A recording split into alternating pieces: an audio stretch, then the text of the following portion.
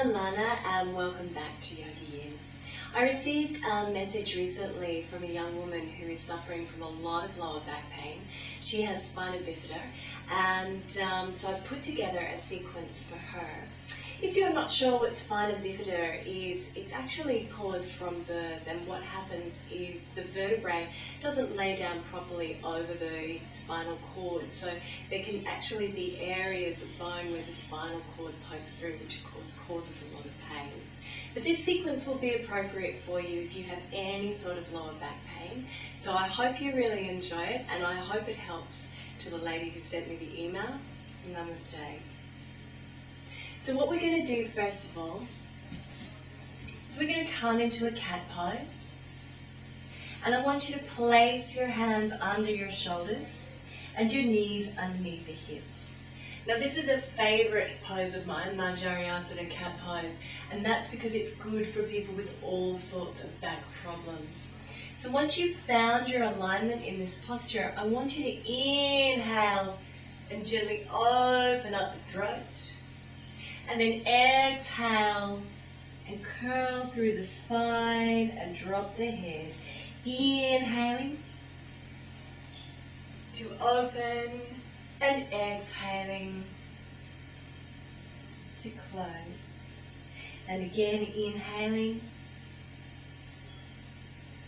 and exhale. Gently close the spine. We'll do one more round. Inhaling to open. Exhaling to close. Beautiful. And I want you now to step back to the back of your mat. Step your hands forward as if you're coming into downward dog. Make sure that the fingers are spread nice and wide apart.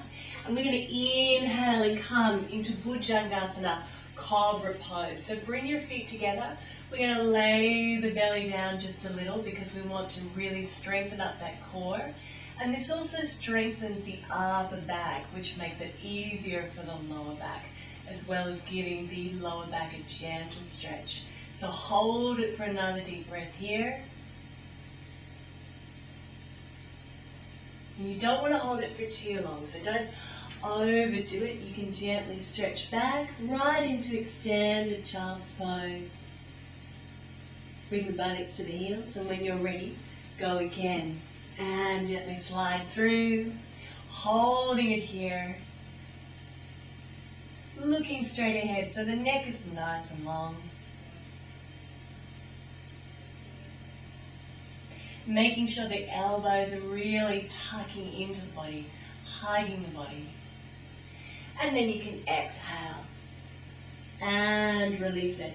And if you want to, you can do another couple of rounds if you like. I'm not going to do the next couple of rounds because I need to show you the rest of the postures and fit it into this video. But just to rest, you can come into Balasana, pose of a child, rest your head, buttocks back to the heels, or if you like, you can keep the arms outstretched.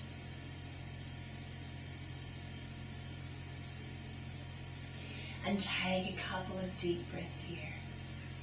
When you're ready, the next pose that we're going to come into is Paschimottanasana, full forward bend or great western stretch. What I want you to do is to have your heels nice and close together, to really bring the toes back into the body so the feet are flexed, and you're engaging the muscles in your legs, and then take the flesh of your buttocks back. So you're sitting up high on your ischial bones. And from this pose, we're going to raise the arms coming up and out of the hips. So it's really essential to do this. And I want you to fold forward and just take hold wherever you're comfortable. Now, if you need to bend your knees in this pose, because it's a really nice stretch for the lower back, but you don't want to overdo it, and you can just bend up your knees and come into the pose like so. If you're okay with the legs extended, take hold where you're comfortable, inhale from here, and then exhale, fold. So you're coming out of the hips once more. And we're going to hold this pose for 6 deep breaths.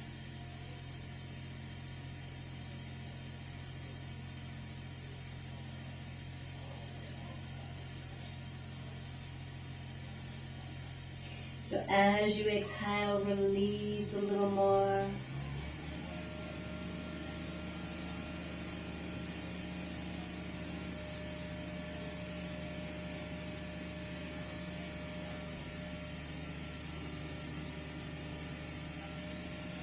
When you're ready to come out, you can point the fingers, raise the body, come up and out of the hips once again.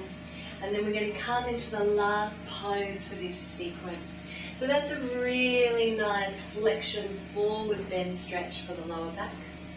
This one is called Jatari Parivriti, and I want you to take your hands out to shoulder height. Gently bend your knees into your belly, keeping the knees bent. Inhale here and exhale, allow them to fall down to the right. And then if it's comfortable for your neck, you're going to turn the head to look over at the hand.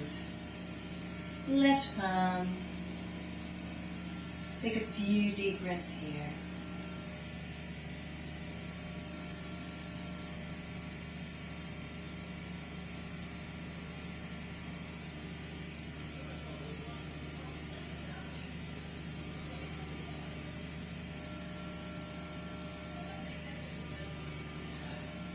When you're ready to come back up, roll over to the other side.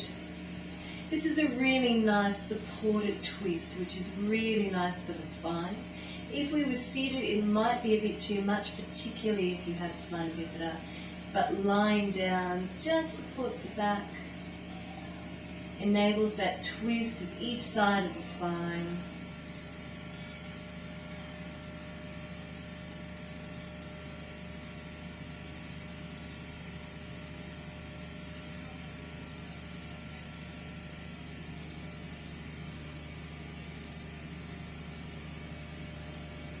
And when you're ready, you can come back to center, hug the knees into the belly, which also really supports and eases out the lower back.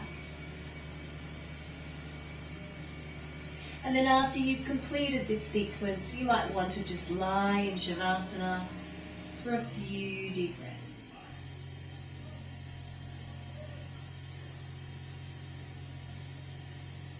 And when you're ready to come out of it, roll off to one side and then make your way up. Okay, so that's yoga for the lower back and for spina bifida. I hope you enjoy it, and I really, really hope that that helps. Namaste.